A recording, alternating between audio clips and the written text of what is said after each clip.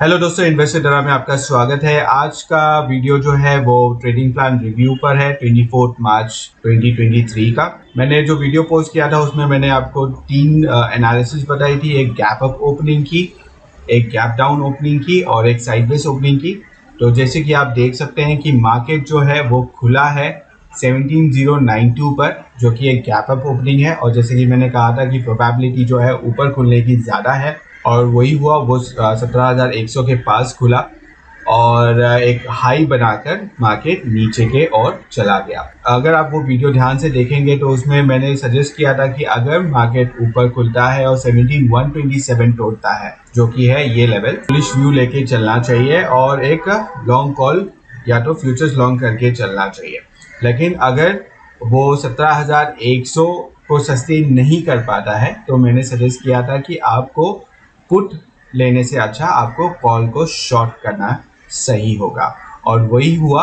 आप देख सकते हैं कि मार्केट जो है वो सुबह खुला नीचे ऊपर करने की कोशिश कर रहा था, और आपके ज़्यादातर पुट का जो भाव होता वो डेप्रीशिएट हो चुका होता। ठीक है, हालांकि हमें बाद में एक नीचे का मूव मिला है, लेकिन जो हमारा प्लान था कि हम 17,100 का कॉल शॉर्ट करके चलेंगे, वो एक तरीके से सक्सेसफुल रहा।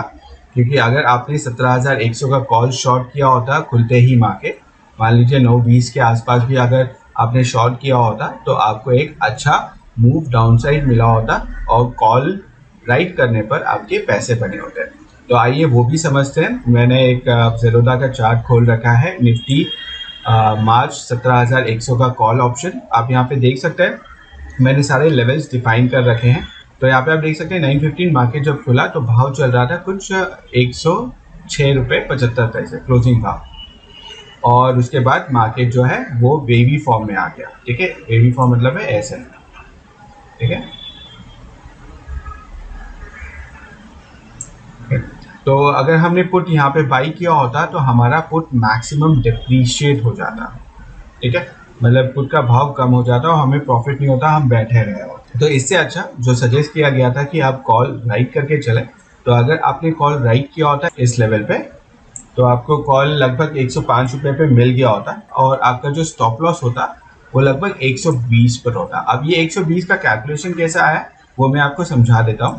जैसे कि हम मान के चल रहे थे कि मार्केट अगर 17,100 पे खुलता है तो हम 17,130 का स्टॉप लॉस मेंटेन करके चलेंगे, क्योंकि जो हमारा एटीआर था वो लगभग 28 पॉइंट के आसपास था। राइट, तो अगर मैं 30 रुपये का ऊपर का एक लेवल पकड़ रहा हूँ तो मेरा ऑप्शन प्रीमियम का भाव क्या हो जाएगा अगर 17,130 पे मार्केट चली जाती है। तो ये हम कैलकुलेट करेंगे डेल्टा से।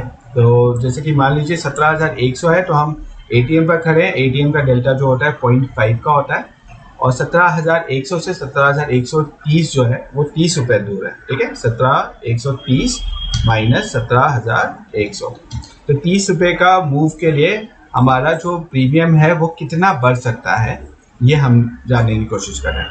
तो इसको सिर्फ और सिर्फ 0.5 से मल्टीप्लाई करोगे तो 15 रुपये का आपका प्रीमियम मोटा मोटी वहाँ पर बढ़ सकता है।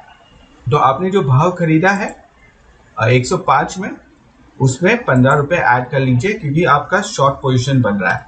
ठीक है, तो 120 का आपका एक स्टॉप लॉस आपको मेंटेन करके चलना था, और आप पूरे दिन भर देख सकते हैं कि मार्केट जो है वो 120 को छुआ नहीं है। ठीक है, हमारा पहला टारगेट जो होगा, क्योंकि हम एक 15 रुपये का स्टॉप लॉस लेके चल रहे हैं, तो 1:2 का एक रिकमेंडेड रिस्क रिवॉर्ड होता है। 75 का जो पहला टारगेट था वो अचीव हुआ था लगभग 1:30 बजे के आसपास। अगर आप पोजीशन बनाए रखते तो आपको नीचे लगभग 1:4 का एक रिस्क रिवॉर्ड मिला होता। तो टोटल पैसे जो आपने इस पर्टिकुलर ट्रेड में कमाया है पर लॉट वो है 105